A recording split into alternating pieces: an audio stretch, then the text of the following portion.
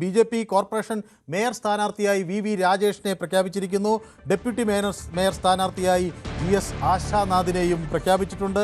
അപ്പോൾ നമുക്കറിയാം V Rajesh 2 പതിറ്റാണ്ടായി തിരുവനന്തപുരത്തിൻ്റെ ബി.ജെ.പിയുടെ മുഖമായിരുന്നു.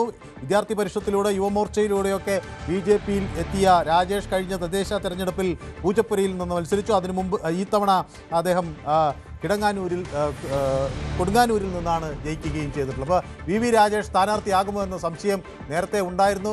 R Sreelekha ആയിരിക്കും മേയർ സ്ഥാനാർത്ഥി എന്ന തരത്തിലുള്ള ചില വാർത്തകൾ പുറത്തു വന്നിരുന്നു. അതാണ് കേന്ദ്ര നേതൃത്വത്തിന് താല്പര്യമെന്ന തരത്തിലും ചില സൂചനകളൊക്കെ വന്നിരുന്നു. പക്ഷേ അതിനൊക്കെ അപ്പുറത്തേക്ക് ഇപ്പോൾ പാർട്ടിക്കകത്ത് താൻ തന്നെയാണ് പ്രമുഖൻ എന്ന് വി രാജേഷ് തെളിയിക്കുകയാണ്. എന്നോടൊപ്പം വി അരുൺ കൂടി ചേരുന്നുണ്ട്. വി അരുൺ, ഇടയ്ക്ക് നമ്മൾ ഒരു ചെറിയൊരു ആശയക്കുഴപ്പത്തിലായിരുന്നു ഇതിൽ ആരാകും എന്നത്. ഇടയ്ക്ക് കേട്ടിരുന്നത് വി രാജേഷിനെ വെട്ടി ആർ ശ്രീലേഖയാകുന്നു. അപ്പോൾ ചില കോണുകളിൽ നിന്ന് വിമർശനങ്ങൾ ഉയർന്നിരുന്നു. വെള്ളം കോരിയവരെയും വിറക് വെട്ടിയവരെയും ഒക്കെ ഉപേക്ഷിക്കുന്നു എന്ന തരത്തിലൊക്കെയുള്ള ചില പ്രതികരണങ്ങളും വന്നിരുന്നു. ഇപ്പോൾ വി രാജേഷ് തന്നെയാണ് മേയർ സ്ഥാനാർത്ഥി എന്ന് ഉറപ്പിച്ചിരിക്കുന്നു. അപ്പോൾ സ്വാഭാവികമായും തിരുവനന്തപുരത്തിൻ്റെ ആദ്യ ബി.ജെ.പി മേയറായി വി രാജേഷ് സ്ഥാനമേൽക്കും എന്ന് ഉറപ്പിക്കാറായില്ലേ?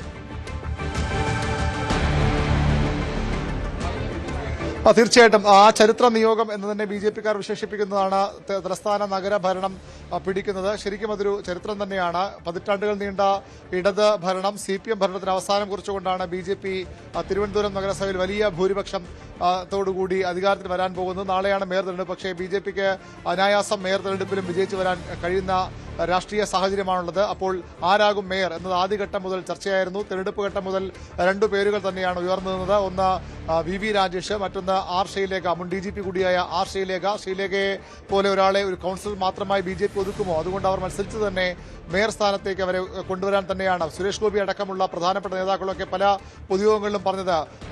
ബി.ജെ.പിയുടെ തലസ്ഥാന നഗരത്തിന്റെ പ്രധാനപ്പെട്ട ചുമതല വരാൻ പോകുന്നയാളാണ് ആർ ശ്രീലേഖ എന്ന് പരസ്യമായി തന്നെ പറഞ്ഞുകൊണ്ട് ശ്രീലേഖ മേയറാകുമെന്ന് ഉറപ്പിച്ച സൂചനകൾ നൽകിയിരുന്നു. പക്ഷേ അവസാനം തീരുമാനം വലിയൊരു ടെസ്റ്റ് തന്നെ ഉണ്ടായെന്ന് വേണമെങ്കിൽ പറയാം. ആദ്യഘട്ടത്തിൽ വി രാജേഷിന്റെ പേര് തന്നെയായിരുന്നു മുൻതൂക്കം. കാരണം അദ്ദേഹം ബി.ജെ.പിയുടെ സംസ്ഥാന സെക്രട്ടറിയാണ്, തിരുവനന്തപുരം ജില്ലയുടെ മുൻ അധ്യക്ഷനാണ്, നേരത്തെ പൂജപ്പുര കൗൺസിലറായിരുന്നു. ഇപ്പോൾ കൊടുങ്ങാനൂരിൽ നിന്നും വലിയ ഭൂരിപക്ഷത്തിൽ ജയിച്ചു വന്ന രാജേഷിന് രാഷ്ട്രീയ പരിചയം കൂടി വച്ചുകൊണ്ട് തലസ്ഥാന നഗരത്തെ നയിക്കാൻ, നഗര ഭരണം നയിക്കാൻ രാജേഷ് തന്നെ വേണമെന്ന ആവശ്യം ശക്തമായിരുന്നു. പക്ഷേ കേന്ദ്ര നേതൃത്വത്തിന്റെ താല്പര്യം, സംസ്ഥാന അധ്യക്ഷൻ രാജീവ് ചന്ദ്രശേഖരന്റെ താല്പര്യം മറിച്ചായിരുന്നു.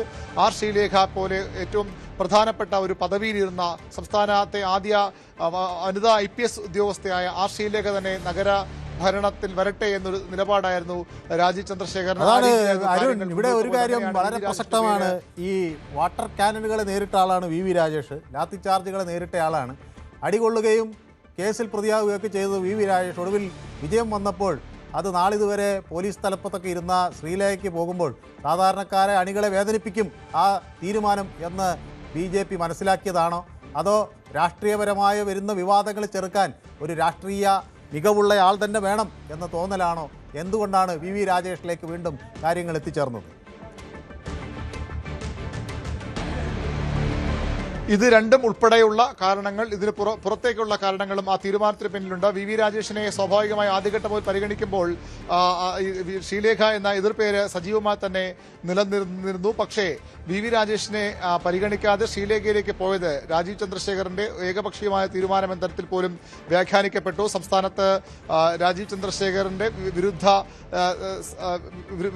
നിലപാടെടുക്കുന്നവർ, അല്ലെങ്കിൽ പാർട്ടിയിൽ തന്നെ രാജീവ് ചന്ദ്രശേഖർ വിരുദ്ധ നിലപാട് സ്വീകരിക്കുന്ന ആളുകൾ, പ്രത്യേകിച്ച് കെ സുരേന്ദ്രനും വി മുരളീധരനെ പോലുള്ള പ്രധാന നേതാക്കളൊക്കെ ഇതിലെ അതൃപ്തി കേന്ദ്ര നേതൃത്വത്തെ അറിയിച്ചു. അതിനൊടുവിലാണ് ഡൽഹിയിൽ നടന്ന ചർച്ചകൾക്കൊടുവിൽ രാജീവ് ചന്ദ്രശേഖരന്റെ നിലപാട് മാറ്റേണ്ടി വന്നത്. അദ്ദേഹം വി രാജേഷ് എന്ന സംസ്ഥാനത്തെ പ്രധാനപ്പെട്ട നേതാക്കളുടെയും മനു സൂചിപ്പിച്ചതുപോലെ പ്രവർത്തകരുടെയും ഒക്കെ വലിയ ഒരു ആവശ്യം കൂടിയായിരുന്നു വി രാജേഷിനെ മേയർ സ്ഥാനത്തേക്ക് കൊണ്ടുവരിക എന്നുള്ളത്. നമുക്കറിയാം വി രാജേഷ് യുവമോർച്ചയുടെ സംസ്ഥാന അധ്യക്ഷനായിരുന്നു, ABVP-യുടെ നേതാവായിരുന്നു, തലസ്ഥാനത്ത് BJP-യുടെ അധ്യക്ഷനായിരുന്നു. അങ്ങനെ വളരെ പ്രധാനപ്പെട്ട ചുമതല വഹിക്കുന്ന ഇപ്പോൾ BJP-യുടെ സംസ്ഥാന സെക്രട്ടറി കൂടി വി രാജേഷിനെ പോലെ ഒരാൾ തന്നെ ഈ നഗര ഭരണത്തിൽ വരണം കാരണം വളരെ കാലങ്ങളായി BJP കാത്തിരുന്ന് ലഭിച്ച ഒരു അവസരമാണ്.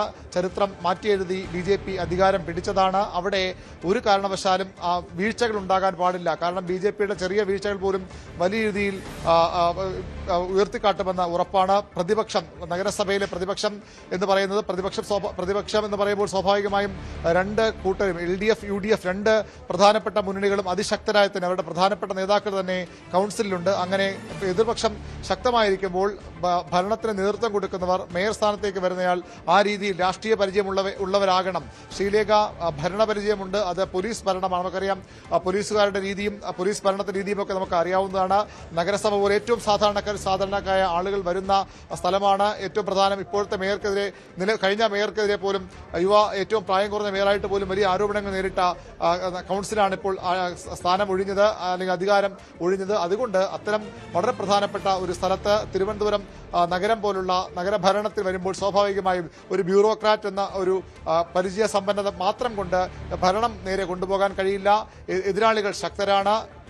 ഇടതുമുന്നണിയുടെ 29 കൗൺസിലർമാരുണ്ട്, അതിൽ ജില്ലാ കമ്മിറ്റി അംഗങ്ങൾ അടക്കമുള്ളവരുണ്ട്. കഴിഞ്ഞ തവണയൊക്കെ വളരെ പ്രധാനപ്പെട്ട ചുമതലയിരുന്ന നേതാക്കളുണ്ട്. കോൺഗ്രസിനാകട്ടെ UDFനാകട്ടെ 2 തവണ MLA ആയ കെ ശബരിനാഥനെ പോലുള്ള യുവ നേതാക്കളാണ് കോൺഗ്രസിനെ നയിക്കാനുള്ളത്. അതിശക്തമായ ലൈനപ്പ് അവിടെയുമുണ്ട്. അങ്ങനെ വരുമ്പോൾ സ്വാഭാവികമായും ആ ഒരു കൗൺസിൽ പിടിച്ചു നിൽക്കണമെങ്കിൽ സമ്പന്ന അത് തന്നെ പ്രധാനപ്പെട്ട ഒരു കാര്യമാണ്. രാഷ്ട്രീയ പാരമ്പര്യം വളരെ പ്രധാനപ്പെട്ടതാണ്. ഭരണരംഗത്തെ പരിചയം മാത്രമല്ല, രാഷ്ട്രീയ പരിചയവും ഉള്ള ആൾ തന്നെ വേണമെന്ന നിലപാടിലേക്ക് BJPയിലെ പ്രധാനപ്പെട്ട നേതാക്കൾ, സംസ്ഥാനത്തെ പ്രധാനപ്പെട്ട നേതാക്കൾ എത്തുകയായിരുന്നു. അതിനൊടുവിലാണ് VV രാജേഷ് എന്ന പേര് വരികയും ശ്രീലേഖയുടെ പേര് വെട്ടിപ്പോവുകയും ചെയ്തത്. ഇന്ന് ഉച്ചവരെ ശ്രീലേഖയുടെ പേര് സജീവമായി തന്നെ ഉണ്ടായിരുന്നു. പക്ഷേ അതിനുശേഷം പതിയെ കാര്യങ്ങൾ മറിയുകയായിരുന്നു. ശ്രീലേഖയ്ക്ക് പകരം VV രാജേഷിനെ വരണമെന്ന തീരുമാനമെടുക്കുകയായിരുന്നു. അത് ശ്രീലേഖയെ നേതാക്കൾ നേരിട്ട് വീട്ടിലെത്തി കണ്ട് കാര്യങ്ങൾ ബോധ്യപ്പെടുത്തി. സംസ്ഥാന ജനറൽ സെക്രട്ടറി